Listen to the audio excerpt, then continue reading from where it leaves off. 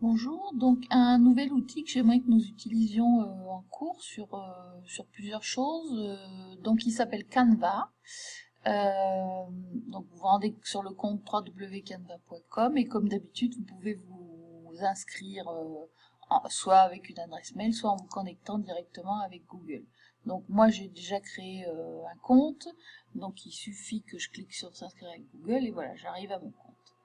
Alors, je voudrais qu'on regarde toutes les possibilités qui s'offrent à vous avec ce site, qui est plutôt très complet. Donc en fait, on peut faire plusieurs publications style réseaux sociaux, donc la bannière qu'on a sur Twitter, une publication sur Facebook, sur Instagram, voilà. Ce qui va nous intéresser particulièrement, c'est d'utiliser, et ce que je voudrais que vous fassiez la prochaine fois, c'est un magazine. Donc pour l'instant, on jette un œil. Vous avez donc possibilité de faire des certificats, des CV, des diaporamas, de faire des couvertures de livres. Bon, ce qui nous intéresse aussi, donc je pense au bac pro vente, on peut faire des flyers immobiliers, donc mettre une maison en vente et donc faire une belle affiche. On peut faire sa carte de visite. On peut également faire des flyers ou des dépliants en 3 volets. Et aussi, on utilisera ce site pour faire votre logo sur la prochaine activité qu'on va avoir de création d'entreprise.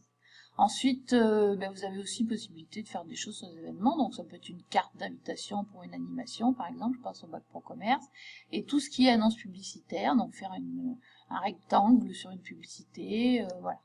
Alors je reviens sur le magazine, donc le magazine, en fait, on vous propose plusieurs modèles. Alors c'est là où il faut faire attention, parce qu'effectivement, il y a des modèles qui sont payants et des modèles qui sont gratuits. Enfin, il y en a quand même pas mal qui soient gratuits.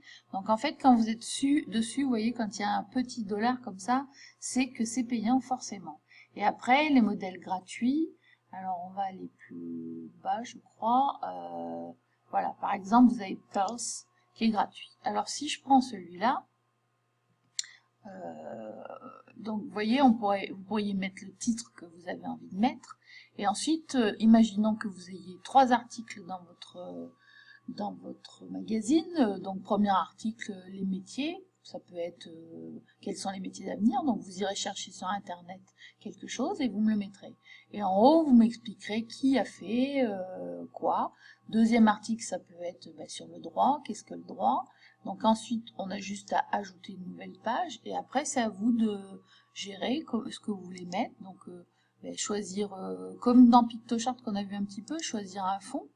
Voilà, donc pareil, vous avez des fonds gratuits, rajouter du texte, et puis rajouter, alors c'est pareil, là il y a aussi des choses gratuites et pas gratuites, et rajouter des éléments, et ben ça peut être une icône, ça peut être, voilà.